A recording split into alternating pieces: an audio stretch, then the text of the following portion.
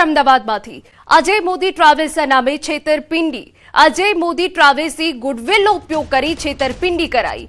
ગ્રાહકો પાસેથી ફ્લાઇટ બુકિંગના નામે 33,87,000 પડાવી લીધા। ઉન્નતિ એન્ટરપ્રાઇઝના પ્રોપરાઇટર સામે ફરિયાદ। આરોપી ઉન્નતિ પટેલની સેટેલાઇટ પોલીસે ધરપકડ કરી હોવાની વિગત। નેશનલ હાઈવે પર ડ્રાઈવરો સાથે મળી સળિયા ચોરીનું મસમોટું નેટવર્ક ઝડપાયું। સુરતના મોટા બોરસરા ગામની સીમમાં દરોડા પાડી લોખંડના સળિયા ચોરી કરવાનું એક આંતરરાજ્ય રેકેટ ઝડપ્યું। આ સમગ્ર નેટવર્કનો મુખ્ય સૂત્રધાર રઈસ શેખ છે। તે હાઈવે પરથી પસાર થતા સળિયા ભરેલા ટ્રેલરોના ચાલકોને વિશ્વાસમાં લઈ અથવા લાલચ આપી મોટા બોરસરાની ખુલ્લી જગ્યામાં બોલાવતો હતો। ત્યાં અંધારામાં સળિયા ઉતારી લેવામાં આવતા હતા। પોલીસે આ મામલે 2 શખ્સોને દબોચી લીધા છે, જ્યારે રઈસ શેખ સહિત 3 શખ્સો હાલ ફરાર છે। જિલ્લા એલસીબીએ ₹54.44 લાખનો મુદ્દામાલ જપ્ત કર્યો। હાલ પોલીસે રઈસ શેખ અને સળિયા ખરીદવા આવેલા અજાણ્યા ગ્રાહકની શોધખોળ કરી છે, તેમજ આ કેસમાં સંડોવાયેલા અન્ય ડ્રાઈવરો સુધી પહોંચવા માટે પણ તપાસ તેજ કરાઈ। સમાચાર અરવલ્લીમાંથી મેઘરજના ઇપલોડા ગામના સરપંચ સસ્પેન્ડ થયા। સરપંચ નૈનાબેન પટેલને ટીડીઓ દ્વારા ફરજ પરથી મોકૂફ કરાયા હોવાની વિગત। 3 સંતાનો મુદ્દે થયેલી અરજી બાદ કાર્યવાહી। આધાર પુરાવા સાથે હાજર રહેવા નોટિસ આપવામાં આવી। 19 અને 22 જાન્યુઆરીએ હાજર રહેવા જણાવ્યું, છતાં હાજર રહ્યા નહીં। 45 દિવસની રજા પૂર્ણ થતા નિર્ણય લેવાયો। અન્ય મહત્વના સમાચાર। ભાજપ પ્રદેશ અધ્યક્ષ જગદીશ વિશ્વકર્મા આજે સુરતની મુલાકાતે। સ્થાનિક સ્વરાજ્યની ચૂંટણી સંદર્ભે દક્ષિણ ગુજરાતી બેઠક પ્રદેશ સંગઠન મહામંત્રી રત્નાકરજી અને પ્રદેશ મહામંત્રી પ્રશાંત કોરાટ ઉપસ્થિત રહેશે। સ્થાનિક સ્વરાજ્યની ચૂંટણીમાં ઉમેદવારી કરવા ઈચ્છુક લોકો મોટી સંખ્યામાં બેઠકમાં પહોંચ્યા। સ્થાનિક સ્વરાજ્યની ચૂંટણી પહેલા ભાજપની મોટી બેઠક પ્રદેશ અધ્યક્ષનું રેલી સ્વરૂપે સરસાણા ખાતે સ્વાગત કરવામાં આવશે। સમાચારમાં આગળ વધીએ। રામનવમીની જાહેર રજાના દિવસે સ્કૂલ ચાલુ રાખવાનો મામલો। અમદાવાદના પાલેડી વિસ્તારમાં આવેલી અંકુર સ્કૂલને ડીઓની નોટિસ। જાહેર રજાને અવગણી ક્લાસ ચાલુ રાખવા જવાબ માંગવામાં આવ્યો। જિલ્લા શિક્ષણ અધિકારીએ સ્કૂલ પાસે ખુલાસો માંગ્યો। જાહેર રજાના દિવસે શાળા ચાલુ રાખવી નિયમ મુજબ ગેરકાયદેસર। શાળાએ મૌખિક જવાબમાં કહ્યું, અગાઉના કેલેન્ડર મુજબ 1 દિવસ પહેલા રજા આપી। એમને ખ્યાલ અગાઉના જે કેલેન્ડર પ્રમાણેની તારીખ પછી જે સરકારે કાર્યક્રમ બદલ્યો અને જે તારીખમાં ફેરફાર થયો એનાથી તેઓ અવગત નહોતા એવું એમણે જણાવેલું છે। પરંતુ રામનવમીના મહત્ત્વના દિવસે જ્યારે શાળા ચાલુ રાખી હોય તો એ માટે અમે એનો ખુલાસો મેળવી અને આગળની કાર્યવાહી કરીશું। સમાચાર સુરતમાંથી। ઓલપાડના કોડસડ ગામે લાખો રૂપિયાના ખર્ચે બનાવેલી ટાંકીમાં ભ્રષ્ટાચાર થયો હોય તેવું લાગી રહ્યું છે, કારણ કે હજુ તો આ ટાંકીનું લોકાર્પણ પણ નથી થયું ને સેફટી વોલના પ્લાસ્ટરમાં ગાબડા પડવા લાગ્યા। આ ટાંકી 25 લાખના ખર્ચે બનાવવામાં આવી છે અને તેનો ઉપયોગ થાય તે પહેલા તેમાં ગાબડા પડતા લોકોમાં રોષ છે। ઉલ્લેખનીય છે કે 15માં નાણાપંચ યોજના અંતર્ગત આ ટાંકી બનાવવામાં આવી છે, પરંતુ ગ્રામજનોએ ટાંકીની સ્થિતિ જોઈ તેમાં ભ્રષ્ટાચાર થયો હોય તેવા આરોપ લગાવી રહ્યા છે।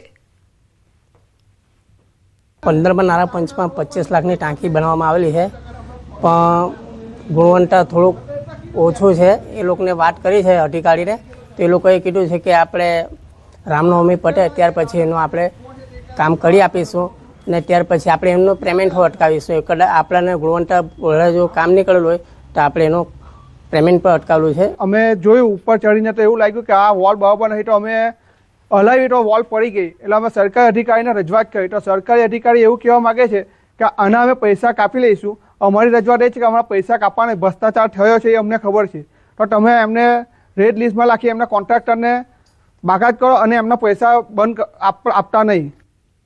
મહત્વના સમાચાર। પ્રથમ જ્યોતિર્લિંગ સોમનાથ મંદિરની 1 એપ્રિલથી ઓળખ બદલાશે। મહાદેવનો ત્રિશૂળ બનશે સોમનાથ ટ્રસ્ટની નવી ઓળખ। સોમનાથ ટ્રસ્ટ દ્વારા એક મોટો અને ઐતિહાસિક નિર્ણય લેવામાં આવ્યો છે। આશરે 77 વર્ષના લાંબા ગાળા બાદ ટ્રસ્ટ હવે પોતાની પરંપરાગત ઓળખ એટલે કે લોગો બદલવા જઈ રહ્યા છે। આગામી 1 એપ્રિલથી સોમનાથ ટ્રસ્ટની સત્તાવાર ઓળખ તરીકે નવો લોગો અમલમાં આવશે. વર્ષોથી સોમનાથ ટ્રસ્ટના જૂના લોગોમાં મંદિરનો સ્તંભ દર્શાવવામાં આવતો હતો, જે શ્રદ્ધાનું પ્રતીક હતું. જો કે બદલાતા સમય અને આધુનિકતાને ધ્યાનમાં રાખી ટ્રસ્ટે હવે નવા લોગોમાં ભગવાન શિવના શસ્ત્ર એવા ત્રિશૂળની ભવ્ય ઇમેજને સ્થાન આપ્યું છે.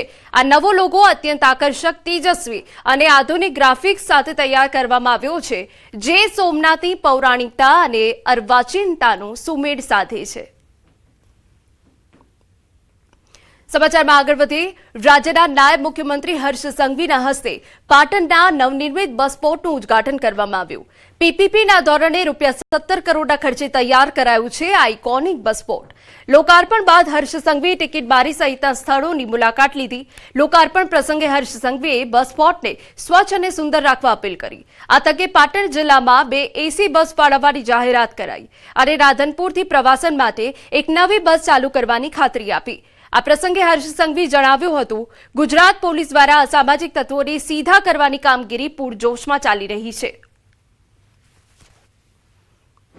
છેલ્લા 1 વર્ષમાં 2700થી વધારે લુખ્ખા ટપોરી અસામાજિક તત્વો પાસેથી જગ્યાઓ ખાલી કરીને આપ સૌ સામાન્ય નાગરિકો માટે અલગ અલગ સુવિધાઓ બનાવવાનું ચાલુ કર્યું. 10 થી વધારે જગ્યાઓ પર ક્યાંક પોલીસ સ્ટેશન બન્યા તો ક્યાંક સામાન્ય નાગરિકો માટે પીએચસી સીએચસી બનાવીને એમની સ્વાસ્થ્યની ચિંતા કરવામાં આવી. સમાચારમાં આગળ વધીએ. ભગવાન શ્રી કૃષ્ણ અને દેવી રૂકમણીના પાવન વિવાહ પ્રસંગે દર વર્ષે માધવપુર ઘેડ ખાતે ભવ્ય મેળો યોજાય છે.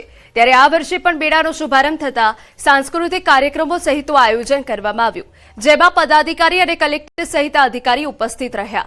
રાત્રે માધવરાય નિજ મંદિર ખાતેથી વર્ણાગી યાત્રા નીકળી. મેળામાં ભવ્ય સાંસ્કૃતિક કાર્યક્રમો, ઉત્તર પૂર્વીય કલાકારોના પરફોર્મન્સ તથા સુપ્રસિદ્ધ લોક ગાયિકા ગીતા રબારીનો ડાયરો યોજાયો.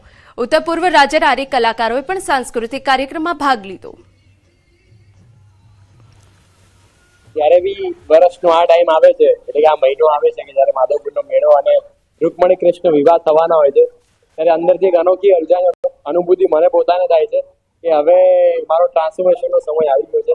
એટલે શ્રી કૃષ્ણના આ કેરેક્ટરને પ્લે કરતા ટાઈમે જે મને પોતાને અંદરથી અદ્ભુત एनर्जी फील થાય છે, ये सखत डिवाइन ने सखत अद्भुत है. मुझे आके जब मुझे ये मौका मिला कि मैं रुक्मिणी का कैरेक्टर प्ले करूँ तो मैं बहुत अपने आप को लकी साबित मतलब समझती हूँ, क्योंकि ये रोल एक बहुत डिवाइन रोल है. और जब मैं इस ड्रेस में आई, इस मेकअप में, इस कॉस्ट्यूम में आई तो सच में वो एनर्जी फील होती है. ફિલ્મ સ્ટાર હર્ષવર્ધન રાણીએ જૂનાગઢમાં હયાત રેસ્ટોરન્ટની મુલાકાત લીધી. હર્ષવર્ધન રાણી સાથે સેલ્ફી લેવા ચાહકોની ભીડ જોવા મળી. રાત્રિના સમયે ટીમ સાથે જૂનાગઢમાં જોવા મળ્યા હર્ષવર્ધન રાણી. ફોર્સ 3 મૂવીના શૂટિંગ માટે જોન અબ્રાહમ સહિતના ફિલ્મ સ્ટાર છેલ્લા ઘણા દિવસથી સૌરાષ્ટ્રમાં. વિશ્વ રંગભૂમિ દિવસ નિમિત્તે અમદાવાદના વિશાલા ખાતે ભવ્ય ઉજવણી કરવામાં આવી. વિશાલા અને વિચાર ટ્રસ્ટ દ્વારા આયોજિત કાર્યક્રમમાં રંગભૂમિ સાથે જોડાયેલા 9 પ્રતિભાશાળી કલાકારોને સન્માનિત કરવામાં આવ્યા હતા. આ પ્રસંગે મુખ્ય અતિથિ તરીકે જય શાહ હાજર રહ્યા હતા. તેમણે રંગભૂમિના જૂના સુપ્રસિદ્ધ ગીતોનો આનંદ માણ્યો અને કલાકારોને સન્માનિત કર્યા. સમગ્ર કાર્યક્રમમાં કલાપ્રેમીઓની મોટી સંખ્યામાં હાજરી જોવા મળી. ભવ્ય માહોલ સર્જાયો તેમજ કાર્યક્રમમાં યુવા કલાકારોને પણ પ્રોત્સાહિત કરવામાં આવ્યા. તો વિશાલા અને વિચાર ટ્રસ્ટ દ્વારા સમગ્ર આયોજન કરવામાં આવ્યું હતું કે જેમાં 9 પ્રતિભાશાળી કલાકારોને સન્માનિત કરવામાં આવ્યા હતા. ખાસ મહેમાન તરીકે જય શાહની ઉપસ્થિતિ રહી હતી. આ સાથે યુવા કલાકારોને પણ પ્રોત્સાહિત કરવામાં આવ્યા હતા. રંગભૂમિના જૂના સુપ્રસિદ્ધ ગીતોનો આનંદ પણ લોકોએ માણ્યો હતો. ત્યારે વિશ્વ રંગભૂમિ દિવસની ઉજવણી નિમિત્તે મોટી સંખ્યામાં લોકો ઉપસ્થિત રહ્યા હતા. કેટલાય કલાકારોને મેં જોયા અને જ્યારે હું અહીંયા આવતો હતો ત્યારે મારા માણસે મને અહીંયા કાગળ આપ્યું તો એને ખબર નથી કે આ બધાને સાંભળીને કાગળની જરૂરત ના પડે, આપોઆપ બધું આવડી જાય. 50 વર્ષ પહેલાં ભગવાને વિશાલા જેવી એક અનુભૂતિ ધરાવતી જગ્યા બનાવવાનું મને નિમિત્ત બનાવ્યો અને એના 3 વર્ષ પછી અમે વાસણોનું મ્યુઝિયમ બનાવ્યું અને એને પહેલેથી ચેરિટેબલ ટ્રસ્ટ બનાવ્યું, વિચાર ધાતુપાત્ર સંગ્રહાલય. અને એના નિજાન છે નાટ્ય સમ્રાટ પી. થરસાણી જોડે બેઠા હતા અને એમને કહ્યું કે 27મી એ વિશ્વ રંગમંચ દિવસ છે. તો મેં એ અમારો જન્મદિવસ છે, તો પછી આપણે કંઈ કરીએ તો મેં આપણે એવોર્ડ આપીએ. એ અમારો આ 14મો એવોર્ડ છે. સમાચાર સુરતમાંથી.